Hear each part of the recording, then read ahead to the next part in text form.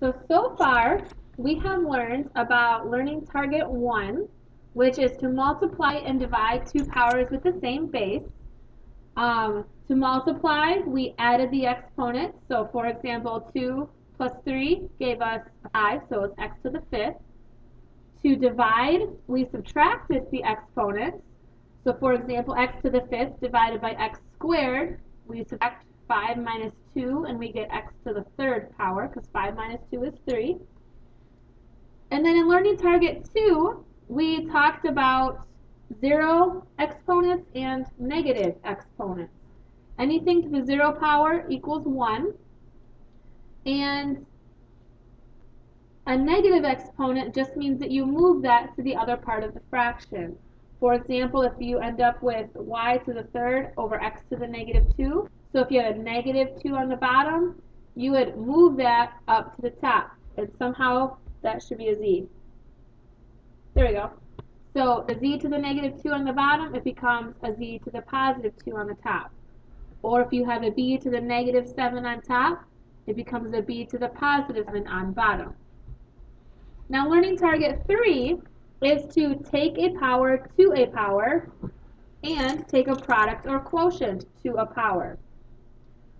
So x to the fourth, so if you are taking a bunch of powers inside of parentheses to a power, on the outside of the parentheses, you can take everything in the parentheses to that power.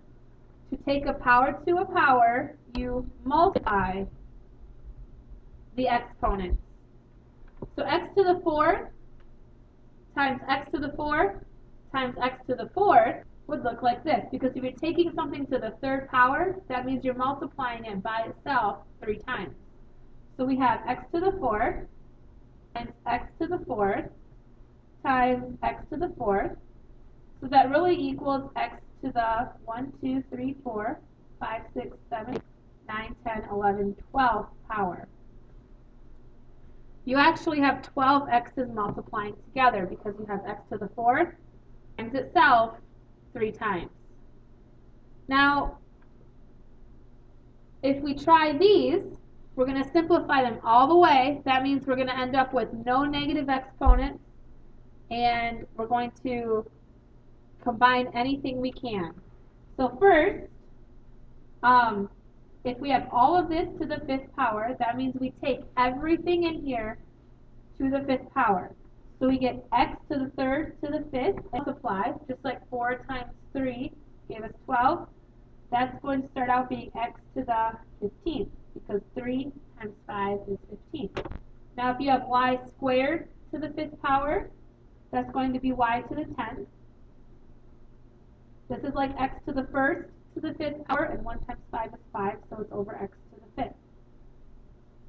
Now we can simplify that further because we can combine those. And because those are dividing, those powers are dividing, we can subtract the powers, or subtract the exponents. So now it becomes x 15 minus 5 is 10, y to the 10th.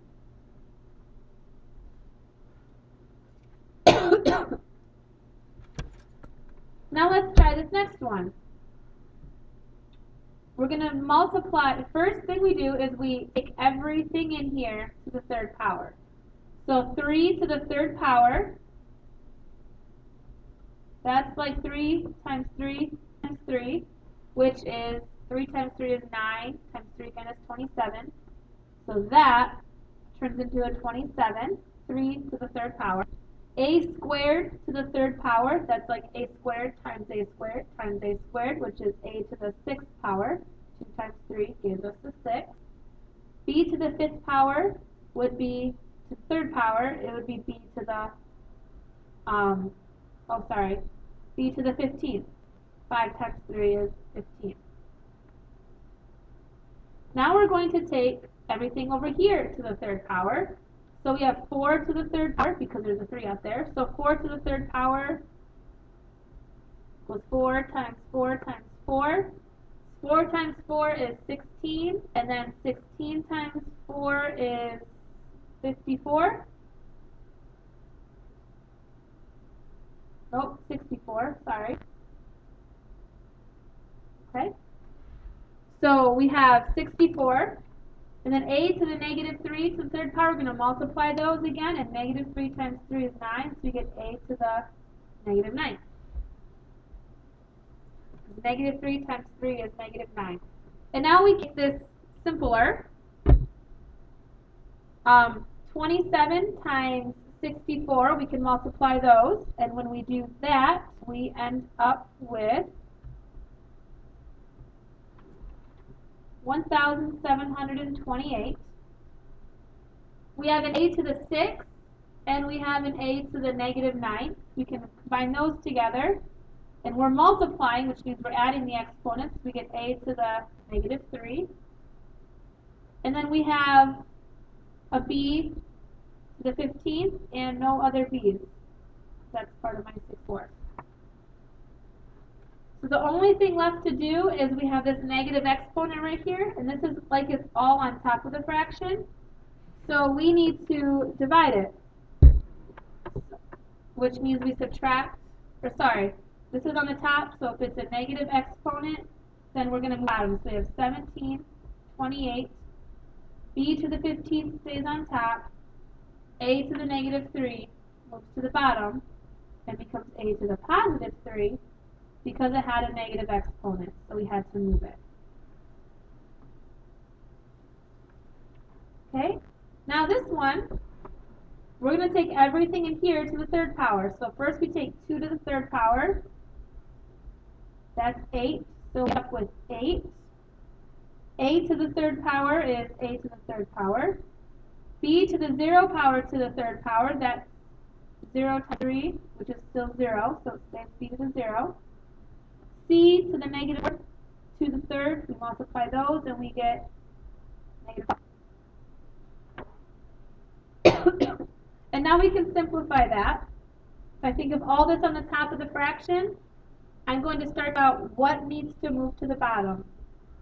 So I'll draw my fraction line. 8, that's like an 8 to the first power, so it has a positive exponent, which means it stays right where it is on the top. A to the third, that 3 is positive, so this factor stays right where it is on top.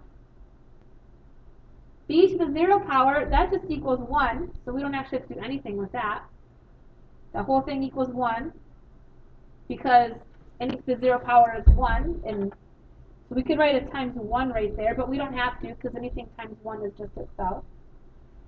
And c to the negative 12 would move down here, because it has a negative exponent, and a negative exponent means it moves to the other part of the fraction. So the final answer is that. 8, a to the third, over c to the 12. Is learning target 3.